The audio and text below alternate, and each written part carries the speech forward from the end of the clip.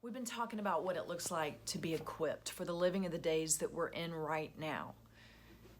If God is sovereign, and He is, then the days that we're in right now have come through His hands.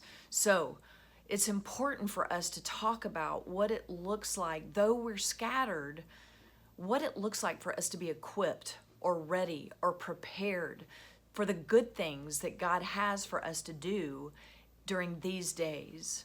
And today I want to talk about being equipped to fast, which is a way that we are going to ready our souls to be available to our sovereign God.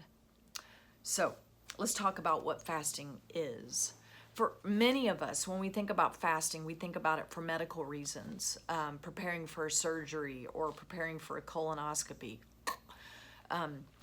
My daughters can still laugh, belly laugh, thinking about all the dignity that I left between here and Hobby Airport when I was preparing for a colonoscopy. But anyway, that is not what biblical fasting is. You'll be glad to know. But let's look at where fasting is in the Bible. That's our source of understanding, is the Bible. So I want to give you a couple of examples of where we see fasting in the Old Testament, in the New Testament, and in the early church. So in the Old Testament, many times fasts were called by kings or the leaders of the nation. They would call the whole nation to fast. One in particular is in 2 Chronicles 20, when King Jehoshaphat was fearful because an army was about to invade the country, and he called on the whole nation to fast. And I want to read you a portion of his prayer when he assembled the whole nation. It says that everyone gathered, the children, the babies, the wives, everybody stood assembled when they were fasting. And this is the prayer of the king. He said, "O Lord God of our fathers, are you not in heaven? You rule over all the kingdoms of the nations. In your hand are power and might, so that none is able to withstand you. Did you not, our God, drive out the inhabitants of this land before your people Israel and give it forever to the descendants of Abraham your friend? And they have lived in it and have built for you in it a sanctuary for your name, saying, if disaster comes upon us, the sword, judgment, or pestilence, or famine, we will stand before this house and before you. For your name is in this house, and cry out to you in our affliction, and you will hear and save. For we are powerless against this horde that is coming against us. We do not know what to do, but our eyes are on you." That could be printed on a t-shirt right now. We do not know what to do, but our eyes are on you. That prayer and that assembly of the people came in the context of a fast that had been called by the king so that they would seek God's protection. Another time you might be familiar with is when Queen Esther needed to come before the king and ask for protection for her people, the Jews. A plot had been established by an evil guy named Haman, and all the Jews were going to be killed. And it was illegal for the queen to come, even the queen, to come before the king without being summoned first. So she called on all the Jews to fast on her behalf as she went to the king to appeal to him to protect her people.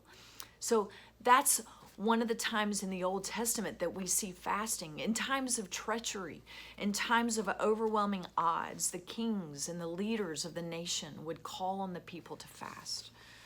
Well, in the New Testament, we see that Jesus began his earthly ministry with a 40-day fast. Even Jesus, Son of God, fasted. We also see in the Sermon on the Mount, which was one of Jesus's most famous sermons, he talked about fasting. He said things like, when you fast, don't look gloomy like the hypocrites do that are just trying to draw attention to themselves. When you fast, anoint your head and wash your face so that your fasting is not seen by others. The important word in that teaching is when you fast. Do you hear there's an assumption that we are fasting. Jesus is just kind of tweaking how we do it.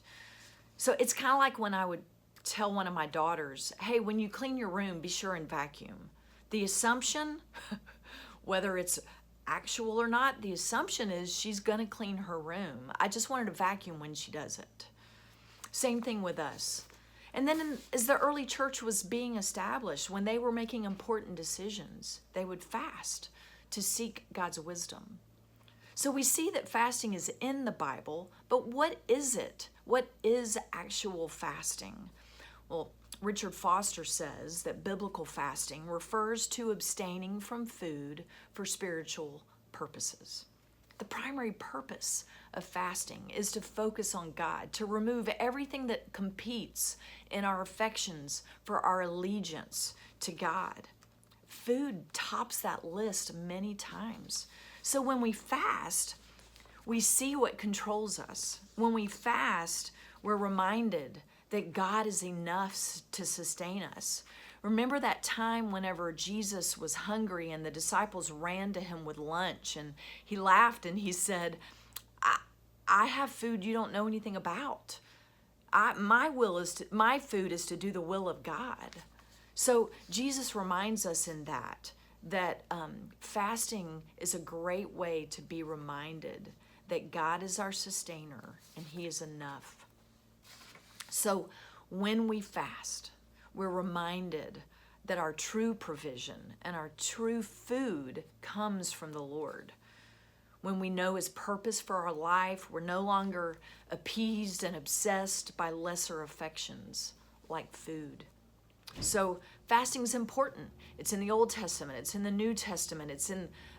We see it in Jesus' life. We see it in the life of the early church.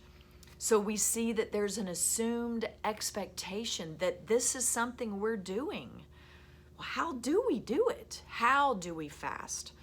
Well, I'm glad you asked. We're going to talk about that next. So check back.